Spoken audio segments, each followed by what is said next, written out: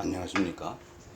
차괴수를 경영 지도사입니다. 지금부터 어떻게 살아야 할지 막막한 너에게라는 제목의 우진 작가가 쓴 자기 딸들에게 보낸 편지 형태의 글을 이렇게 주제별로 정리해서 어떻게 살아야 할지 막막한 너에게라는 제목을 달아서 딸에게 그야말로 아버지 멘토로서 우진 작가가 그야말로 해박한 지식을 가지고 세상을 살아나가는 시혜를 알려주는 그런 내용들입니다. 그래서 우리 독자들에게도 그게 상황은 조금씩 다 다르겠지만은 잘 활용하면 우리 그 인생에 매우 유익할 것이라는 판단하에 오늘 여러분과 함께 여기 있는 주요한 내용들을 같이 리뷰해 보도록 하겠습니다. 특히 이 책은 말하면 우리나라에서는 조정래 작가가 추천사를 썼습니다. 추천사에 보면은 인생과 삶에 대한 기성세대의 충고나 지침은 많고 많다. 그런데 젊은 세대들은 그것을 꼰대들의 잔소리로 외면하려 든다. 그건 식은방이나 버릇없음이 아니다. 그 원인은 기성세대들이 말이 품고 있는 도식성, 상투성, 관념성이 젊은이들을 식상하게 만드는 것이다. 이렇게 얘기하고, 그런데 이 책에는 그런 문제점이 전혀 없다. 왜냐하면은 아버지의 뜨겁고 진실한 부성애가 기존의 식상한 점들을 신선하게 극복하고 있기 때문이다고 얘기하고, 아버지는 사랑하는 두 딸에게 삶의 구체적 현실과 실감나는 체험을 조곤조곤 들려주며 인생 여로를 헤쳐나갈 지혜와 방법들을 진솔하고 정답게 일깨워준다. 그 포근하고 정겨운 부성애가 모든 젊은이들의 가슴에 위안과 안식의 그늘을 드리워주리라 믿는다. 이렇게 썼습니다. 그리고 들어가면서 태도가 운명을 결정한다. 이런 제목으로 이렇게 쓰고 있습니다. 여기 볼 것 같으면 이제 내용 중에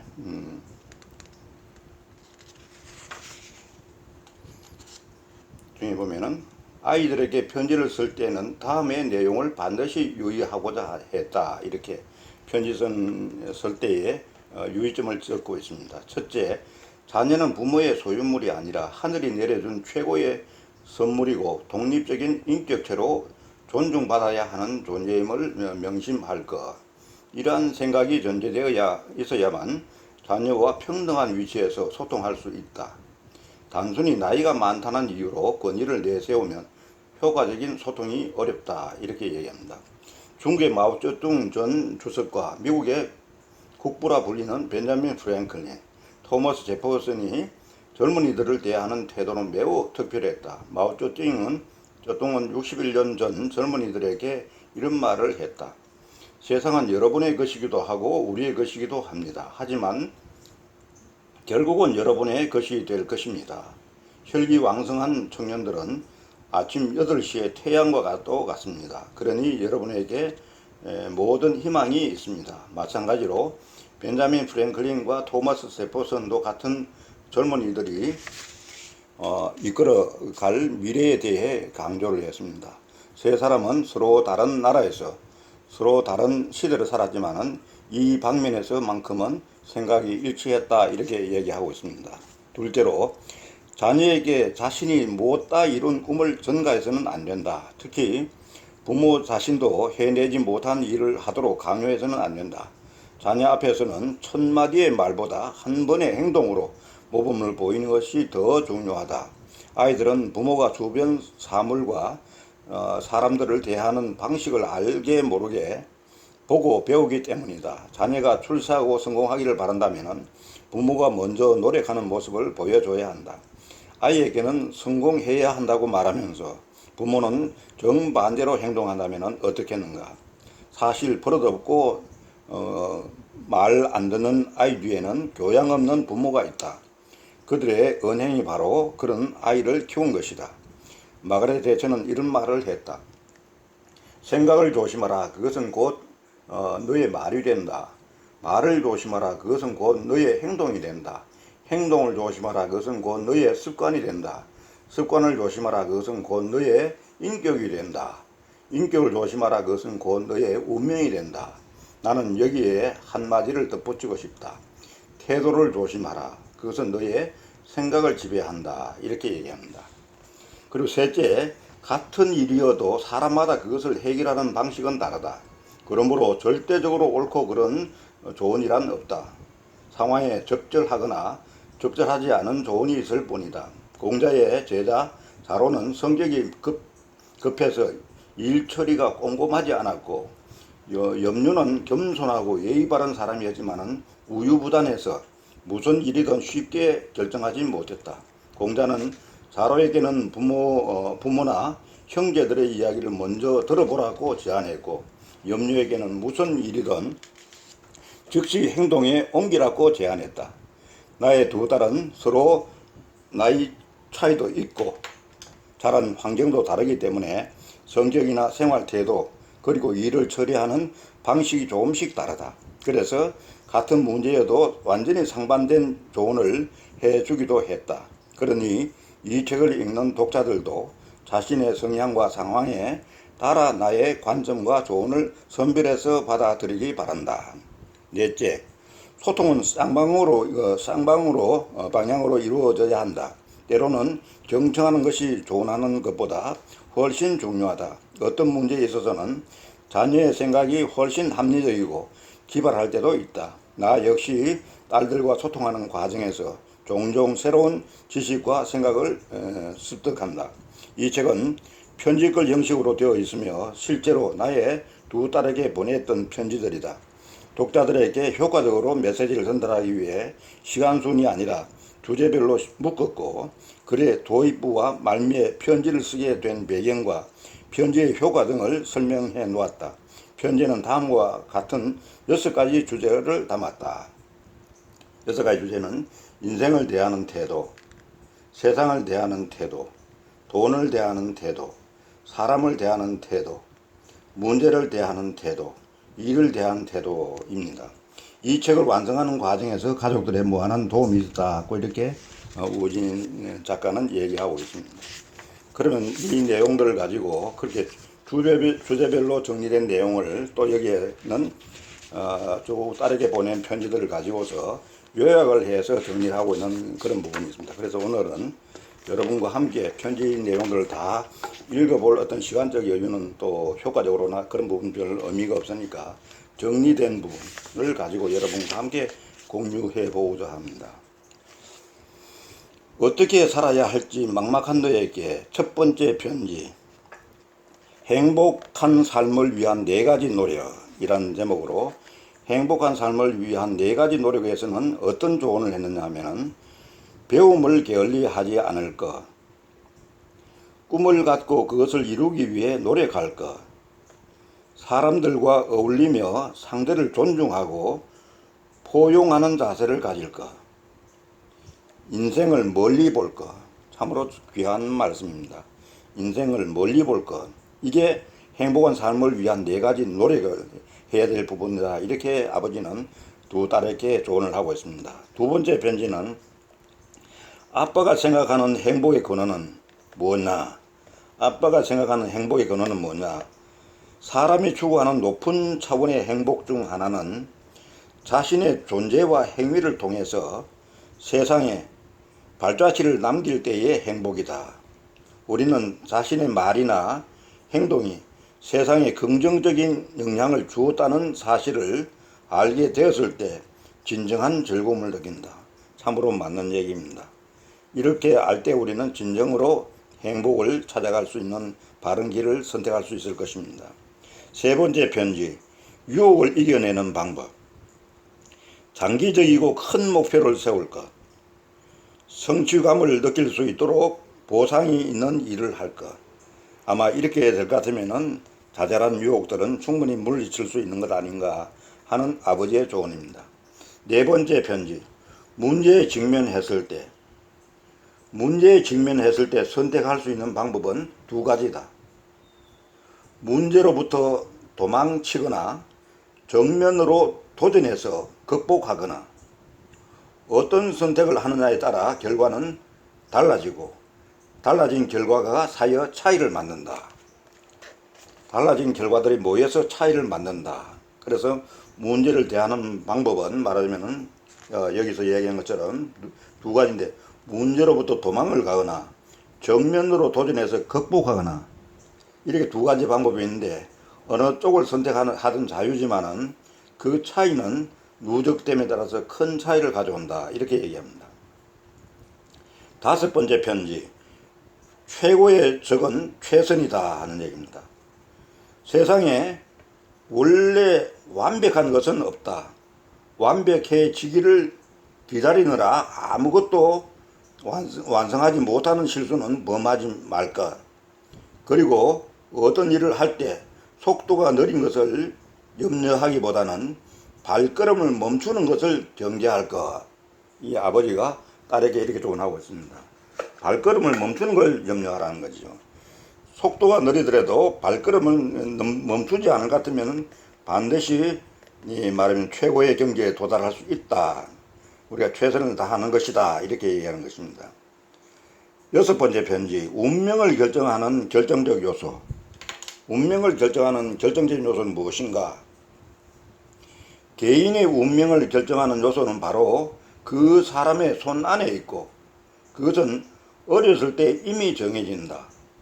무슨 일이든 시작할 때부터 좋은 습관을 기르고 좋은 성격을 만들고 좋은 사람을 사귄다면 운명은 언제나 우리 편이다. 여기에 좋은 습관, 좋은 성격, 좋은 사람을 사귀라 하는 얘기입니다. 이것이 운명을 결정하는 데 결정적인 요소가 된다는 그런 얘기입니다. 앞으로 살아가면서 눈앞에 유혹에 수없이 흔들리게 될 거야. 그 유혹은 너무나 달콤해서 주변에서 하나 둘 자신의 목표를 포기하고 그것을 받아들이는 모습도 보게 될 거란다. 하지만은 그럴 때야말로 강한 의지를 발휘해야 해. 높은 경지를 추구하고 눈앞의 현실보다 더 먼 곳을 바라본다면은 그만큼 멀리 갈 수 있다는 걸 기억하렴. 이렇게 참 아버지가 조언을 하고 있습니다. 그 다음에 일곱 번째 편지를 한번 같이 보겠습니다. 일곱 번째 편지. 일곱 번째 편지에서는 큰 그림의 중요성을 얘기합니다.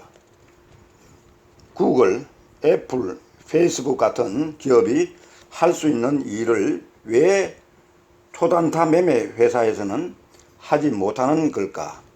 간단히 말하면 전자의 그림은 크고 후자의 그림은 작기 때문이다. 전자는 세상을 변화시키겠다는 목적으로 일을 하고 후자는 단순히 돈을 벌어 편하게 살 목적으로 일을 한다. 세상에 큰 그림을 그릴 수 있는 사람은 많지 않다. 성공의 핵심은 바로 어떤 그림을 그리느냐에 달려있다. 큰 그림의 중요성을 딸에게 이야기해주고 있습니다. 여덟 번째 편지, 진효공과 나폴레옹의 차이. 눈앞의 이익에 집중했던 진효공은 중국 서부의 작은 나라였던 진나라가 중국 전체를 통일할 수 있게 만들었지만 동시에 얼마 가지 않아 멸망하는 결과를 낳았다. 반면에 나폴레옹은 단순히 군사력을 통한 정복이 아니라 자본주의 현대국가를 만드는 것을 목표로 삼고 나폴레옹 법전을 편찬하는 데 힘썼다. 덕분에 나폴레옹의 군사적 승리는 1815년이 끝이었지만 19세기에도 유럽은 여전히 나폴레옹의 영향하에 있게 됐다. 아홉 번째 편지, 독일인의 디테일.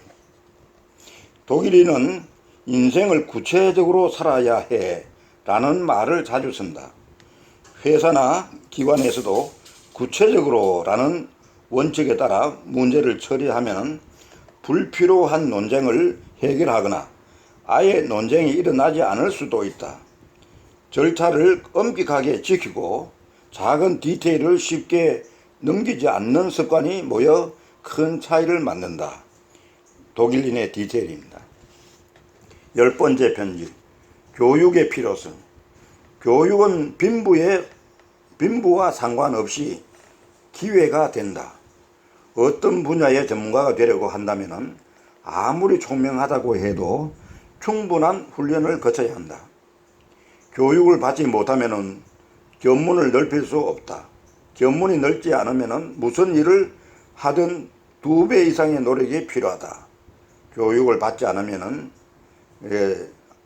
말하면 전문 지식이 넓지 않으면 무슨 일을 하든 2배 이상의 노력이 필요하다. 기본이 중요하다는 얘기입니다. 11번째 편지, 좋은 운을 붙잡는 비결. 좋은 운을 붙잡는 비결.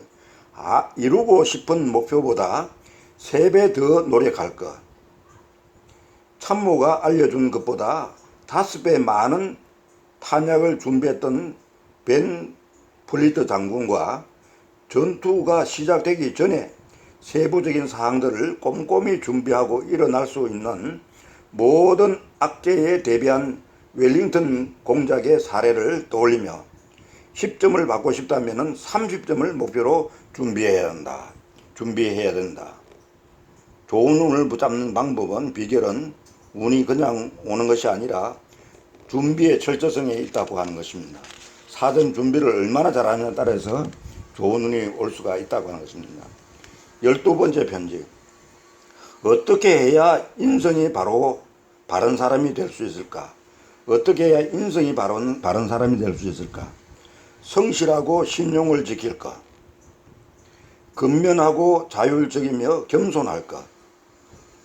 친절하고 상냥할 것. 영어로는 나이스할 것. 정직하고 공정할 것. 이게 인성에 대한 부분은 여러분 하버드 인성이라는 말 들어봤습니까? 서양 사람들은 인성을 중요시하지 않는 것 같지만은 우리보다도 더 했으면 더 했지 덜 하지 않는다는 걸 우리가 알 수가 있습니다. 우리가 그 외국 기업에 입사할 때에 인성 부분이 되지 않아서 합격이 안 되는 경우가 상당히 많은 걸로 지금 알고 있습니다. 13번째 편지를 보겠습니다. 가난을 대하는 태도. 가난은 양날의 검과 같아서 사람에게 큰 동력이 될 수도 있고 의기소침하게 만들 수도 있다. 세상에는 여전히 가난한 사람들이 많고 그들은 완전히 다른 세상에 살고 있다는 사실을 기억할 것. 가난하다고 다 나쁘게 되는 게 아니라 양날의 칼과 같다는 것입니다. 큰 동력이 될 수도 있고 의기소침하게 만들 수도 있다고 하는 것입니다. 14번째 편지. 자기만의 가난을 극복하는 방법. 물질적인 부족만이 가난은 아니다. 자신의 가난을 과감히 인정하고 타인의 비웃음을 두려워하지 않는 사람만이 인생의 진정한 부를 얻을 수 있다. 가난을 극복하는 것은 어떤 일을 잘 못했을 때 내가 다른 사람보다 못하다는 사실을 인정하고 주위의 비웃음을 견디며 계속 앞으로 나아가는 것과 비슷하다. 자기만의 가난을 극복하는 방법.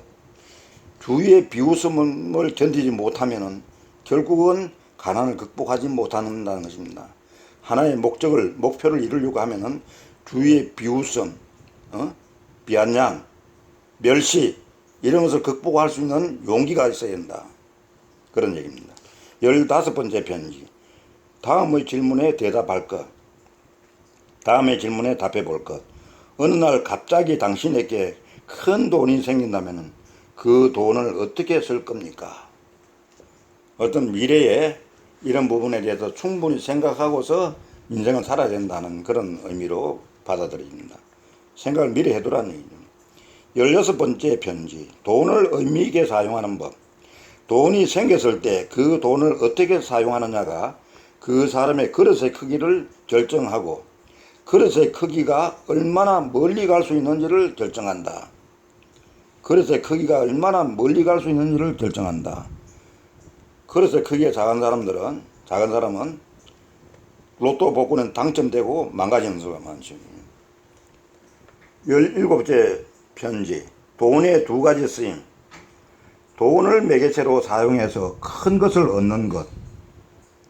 투자를 통해 더 많은 돈을 벌거나 후원으로 우리가 사는 세상을 바꾸는 것을 의미한다.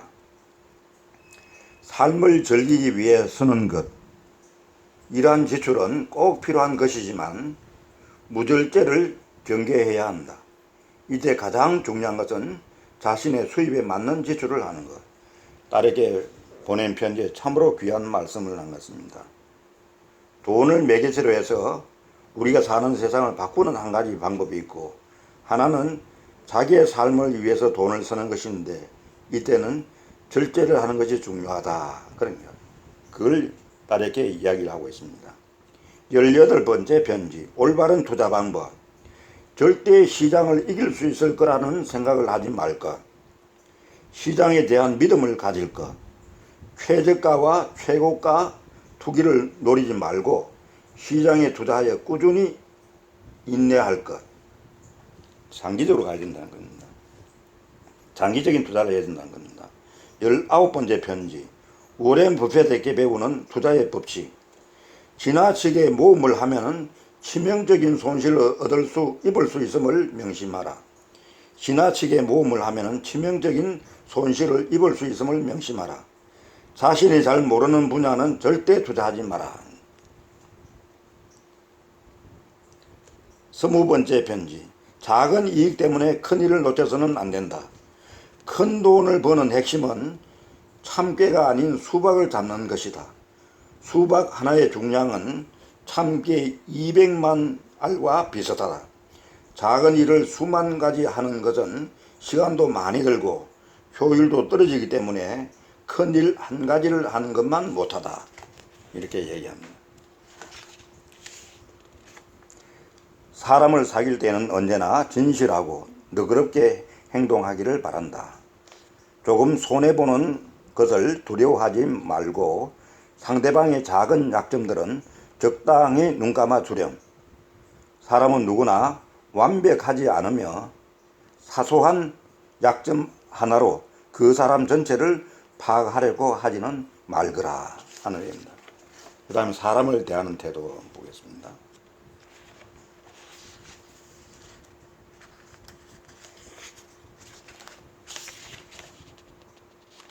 다음에는 21번째 편지입니다. 친구를 사귈 때의 태도입니다. 친구를 사귈 때의 태도. 언제나 진실하고 너그럽게 행동할까. 손해보는 것을 두려워하지 말고 작은 약점들을 적당히 눈감아 줄까. 사소한 약점 하나로 그 사람 전체를 파악하려고 하지 말까. 마음을 넓게 갖고 자신을 위한 여지를 남겨놓을까. 마음을 넓게 갖고 자신을 위한 여지를 남겨놓을까. 참으로 여유 있는 그런 생각입니다. 22번째 편지, 아리스토파네스에게 배우는 사랑의 본질. 사랑이 없는 사람은 어딘가 부족하고 진정한 사랑을 경험하지 못한 인생은 완전하지 않다. 서로에게 꼭 맞는 두 사람이 만나면 그들이 가진 힘은 1 플러스 1은 2 이상이 된다. 시너지 효과가 있다는 거죠. 두 남녀가 하나가 되기 위해서는 자신에게 꼭 맞는 상대를 찾아야 한다. 23번째 편지, 탈레랑 같은 사람을 만났을 때. 세상에는 능력은 있지만 인간적으로 맞지 않는 사람이 많다. 일을 할 때 가장 바보 같은 행위는 탈레랑 같은 사람을 적으로 밀어내는 것이다. 맞지 않는 사람이라고 해서 무조건 배척하지 말고 동료나 부하 직원의 흠을 찾기보다는 그들의 장점을 발견해 적극 발휘하도록 해줘야 한다. 24번째 편지, 그냥 좋은 사람과 소인배를 어떻게 구분할 수 있을까? 선량한 사람은 상대의 이익을 위해 잘해주고 소인배는 자신의 이익을 위해 친절을 베푼다. 친절을 베풀 때도 조심을 해야 되겠습니다. 나에게 잘하는 지만 보지 말고 그 사람이 다른 사람들을 어떻게 대하는지도 잘 관찰해야 한다. 사람은 끼리끼리 어울린다. 주변에 어떤 사람들이 있는가를 보면은 그 사람을 알 수 있다. 25번째 편지. 원활한 소통을 위한 방법. 상대방이 누구인지 제대로 파악할 것. 상대방이 이해하기 쉬운 언어로 소통할 것. 소통은 간결하게 그리고 사람에 따라 다르게 시도할 것. 말을 잘 하려고 노력하기보다 의미를 잘 전달하는 데 집중할 것. 26번째 편지. 누군가 부탁을 할 때 분별하여 처리하는 법. 내 능력이 부족해 도움을 줄 수 없을 때는 곧바로 완곡히 거절한다. 내 능력이 부족해 도움을 줄 수 없을 때는 곧바로 완곡히 거절한다. 도와줄 수 있는 능력이 있지만 도와주고 싶지 않을 때 역시 바로 거절한다. 어려운 상황이지만 돕고 싶고 도울 능력도 될 때는 곧바로 성낙하고 최선을 다해 도와준다. 도와주고 싶어도 도와줄 능력이 될지 안 될지가 가늠할 수 없을 때는 섣불리 성낙하지 않고 자신의 상황을 상대방에게 솔직하게 이야기한다. 참으로 귀한 내용입니다.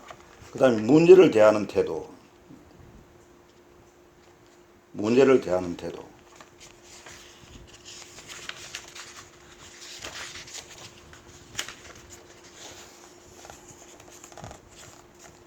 27번째 편지. 신은 바보 같은 사람을 더 좋아한다. 바보 같아 보여도 원칙을 지키며 묵묵하게 행동하는 것이 가장 빨리 가는 길이기도 하다. 어떤 일은 사소한 실수가 엄청난 손실로 이어지기도 하므로 조금 더 더뎌도 확실한 방법을 택하고 얕은 수를 써서 더 많은 이익을 얻기 위해 욕심내지 말 것. 28번째 편지. 과학은 계속 발전하므로 절대적인 진리는 없다. 한 사람이 세상을 인식하는 과정을 과학이라고 한다면 세상에 대한 인식이 깊어질수록 앞서 인식했던 것들은 의미가 퇴색할 수밖에 없다. 그래서 진정한 과학자는 세상과 세상의 법칙에 대해 늘 경외심을 갖고 있으며 자신들이 정확함을 대변한다고 함부로 말하지도 않는다. 이 참으로 지식이나 진리에 대한 어떤 태도를 알려주고 있습니다. 29번째 편지. 과학 연구를 할 때 중요한 건 결론이 아니라 과정이다. 결론은 시간이 지나면 언젠가 바뀌기도 하고 잊혀지기도 하지만은 연구 과정에서는 끊임없이 새로운 지식들이 발견될 수 있다. 연구 과정에서 새로운 문제를 발견하는 것은 문제를 해결하는 것보다 더 중요하다. 30번째 편지. 비문학 명작을 읽어야 하는 이유. 언어 능력과 이해력을 한 단계 더 높일 수 있다. 시간의 검증을 받은 책들이므로 문제를 분석하는 방법과 좋은 글을 쓰는 방법을 배울 수 있다. 명작은 지혜로 가득 차 있다. 고전을 읽는다는 것은 과거의 훌륭한 현자들과 사상적으로 교류하는 것을 의미한다. 사상을 체계적으로 이해할 수 있게 한다. 참으로 맞는 얘기입니다. 공감을 합니다. 과거의 훌륭한 현자들과 사상적으로 교류하고 대화하고 소통한다고 하는 건 저도 전적으로 공감합니다. 31번째 편지. 수학이 중요한 이유. 수학은 모든 자연과학의 기초이며 경제학에서도 중요한 과목이므로 여러 분야에서 뛰어난 성과를 낼 수 있는 좋은 도구다. 수학을 배우는 진짜 목적은 논리적 추론 능력을 기르기 위함이다. 수학을 배우면 독해 능력도 기를 수 있다. 겉으로 드러난 문자만 보고 그것의 진짜 의미를 이해하는 능력은 수학에서뿐만 아니라 일상생활과 일을 할 때도 유용하다. 32번째 편지. 대학에서 배워야 하는 것들. 나중에 어떤 전공을 공부하든 어떤 일에 종사하든 큰 도움이 될 과학 상식과 인문학적 소양이 중요하다. 문제 해결 능력과 자기 학습 능력이 또 배워야 한다. 협력하는 정신도 배워야 한다. 33번째 편지. 효과적인 과학 논문을 쓰는 방법. 과학 논문을 쓸 때는 과학 논문에 어울리는 언어를 사용해야 한다. 우선 규범에 맞는 문어체여야 하고, 논문의 진실성을 전달하기 위해 비유나 과장된 형용사는 최소화한다. 논문은 일반적인 글과 달리 단어나 문장보다 구조가 더 중요하므로 전반적인 구조가 이상하면 문체가 아무리 아름다워도 소용없다.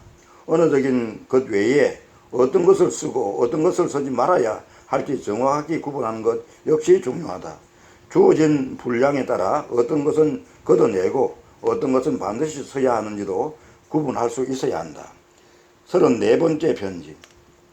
대학원을 선택하는 기준과 전공의 선택. 대학원은 학부 대학과 다른 곳에서 다니는 것을 추천한다. 다른 학교에 진학하면 인적 네트워크를 넓힐 수 있고 여러 대학과 대학의 특징과 관점을 받아들일 수 있으며 대학원에 더욱 특화된 학교를 선택할 수 있기 때문이다.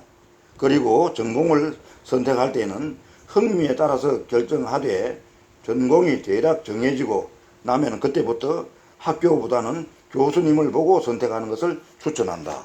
그렇게 얘기합니다. 6장. 일을 대하는 태도입니다.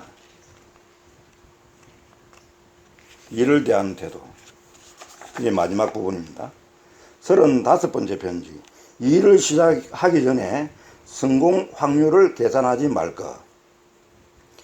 결정을 내리기 전에는 철저히 준비하고 심사숙고해야 하는 것이 맞지만 일단 하기로 마음먹은 일이라면 망설이거나 주저함이 없어야 한다. 많은 일들을 달성하고 나서 돌이켜보면 사실 그 일을 시작할 당시의 성공 확률은 5% 정도거나 더 낮다. 그러니 어떤 일을 하기 전에 성공 확률을 따진다면 어떤 일도 시작할 수 없다. 36번째 편지. 어떤 일에서든 전문가가 되기 위한 태도. 어떤 상황에서도 자신이 해야 할 일에 집중한다. 일의 프로세스와 산업 규범을 지킨다. 보잘것없는 일도 훌륭하게 해낸다. 한두 가지 기술을 익히는 것이 아니라 체계적인 지식 체계를 갖춘다.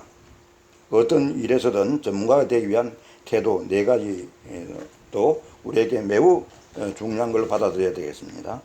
37번째 편지. 제프 휴버에게 배우는 더 나은 방법을 찾는 습관. 사람이 사는 동안 모든 일이 순조로울 수는 없다. 뜻대로 되지 않은 일들도 많고 심지어 비극적인 일이 생기기도 한다. 그럴 때는 원망만 하고 있는 대신에 더 나은 방법은 없는지 생각해 보고 행동으로 옮겨야 한다.